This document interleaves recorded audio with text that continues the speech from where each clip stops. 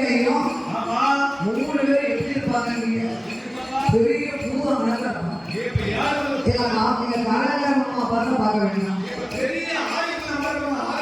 இவர்கள் வருகின்ற பொழுது தேவமுனிவர்கள் எல்லாம் கதவை அடைத்து விட்டார்கள். இந்த பிள்ளைகளுக்கு ஒரு காலத்திலே தேவமுனிவர்களை இன்னும் நெருக்கம் செய்ய வேண்டும் என்று ஒரு வயதாகி வந்துவிட்டது.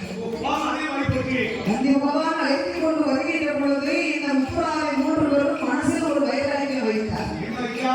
நந்தி பகவான் நம்மளை கைலைக்கு வரவாங்குவதற்கு அழைத்து சென்ற போது தேவமுனிவர்கள் நம்மளை கண்டு கதவை அழைத்த இவர்களே தம்பி நீலா குமுதா இவர்களை சும்மா விடக்கூடாது. இன்னைக்கு இருந்து தேவ முனிவர்கள் நம்மளுக்கு எதிரி. உள்ள 31 கோடி தேவ முனிவர்களும் நம்மளுக்கு எதிரி. மனதிலேயே ஒரு வைராக்கியத்தை கொண்டு நந்தி பகவான் இந்த 3 பிள்ளைகளையும் மறுபடியும் அழைத்து வருகின்றார். எங்கே அழைத்து வருகின்றார்? அவரும்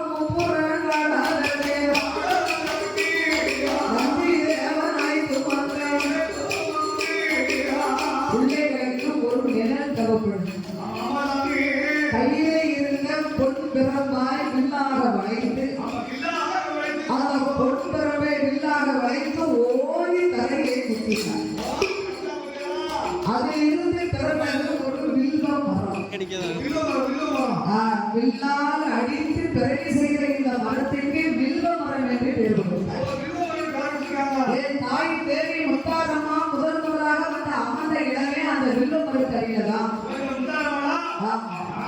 அப்படி இந்த 3 பேர்களும் வில்வ மரத்தின் அடியிலே அமர்ந்திருக்கும் நாளையிலே சத்தியமா முனிவரை கண்ட அழுது உலகினார்கள். சத்தியமா முனிவரோ இந்த உலகம் நிரப்பட வேண்டும் என்று யாகம் வளர்த்துக் கொண்டிருக்கிறார். அப்படி யாகம் வளர்த்துக் கொண்டிருக்க அவர் வளர்க்கும் யாகமோ உலகமோ புகைக்கிழங்கி இருக்கின்றது.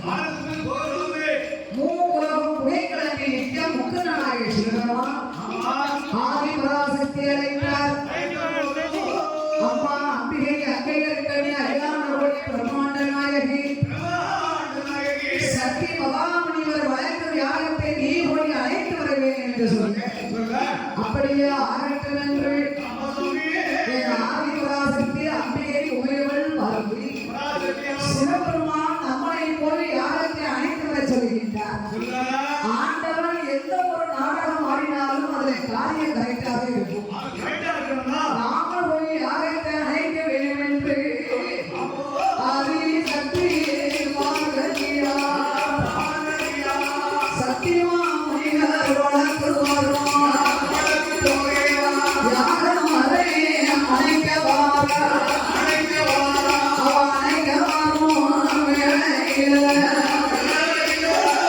சத்தியமா முனிவர் வளர்க்கும் யாகத்தின் புகையானது அம்மா மேல் போய் விடுகிறது.